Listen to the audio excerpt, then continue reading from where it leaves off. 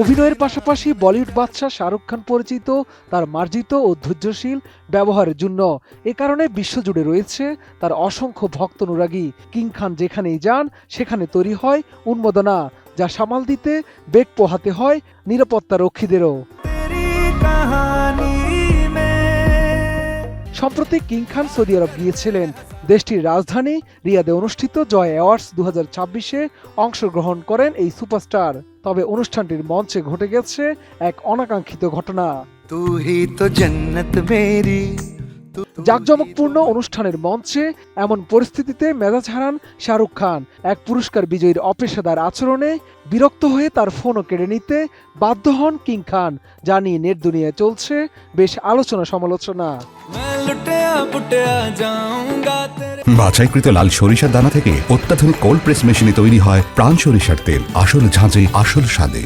সামাজিক যোগাযোগ মাধ্যমে ভাইরাল হওয়া ওই ভিডিওতে দেখা যায় জয় অ্যাওয়ার্ডসের মঞ্চে শাহরুখ খান এক বিজয়ীর হাতে পুরস্কার তুলে দিচ্ছিলেন। কিন্তু এমনই এক সংবেদনশীল মুহূর্তে পুরস্কার গ্রহণ না করে ওই ব্যক্তি আচমকাই ফোন বের করে শাহরুখের সঙ্গে সেলফি তোলার চেষ্টা করেন।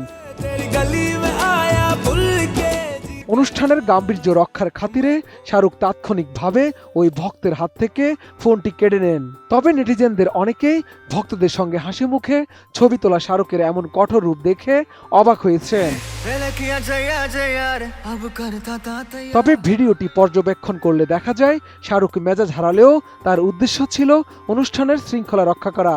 ফোন কেড়ে নেয়ার পর তিনি অত্যন্ত শান্তভাবে ওই দুই ভক্তকে পেশাদার ফটোগ্রাফারদের দিকে তাকাতে বলেন এবং হাসি মুখে তাদের সঙ্গে অফিসিয়াল ছবি তোলেন। অর্থাৎ ভক্তদের ছবি তোলার শখ তিনি ঠিকই পূরণ করেছেন, কিন্তু নিয়ম ভেঙে সেলফি তোলার বিষয়টি পছন্দ করেননি কিং খান। এদিকে সামাজিক যোগাযোগ মাধ্যমে শাহরুখ ভক্তরা বলছেন, মঞ্চে পুরস্কার দেওয়ার সময় সেলফি তোলা অত্যন্ত অপেশাদার একটি কাজ। অপেশাদারিত্বের জবাবে এমন কঠোর হওয়া স্বাভাবিক বলে মনে করেন অনেকে।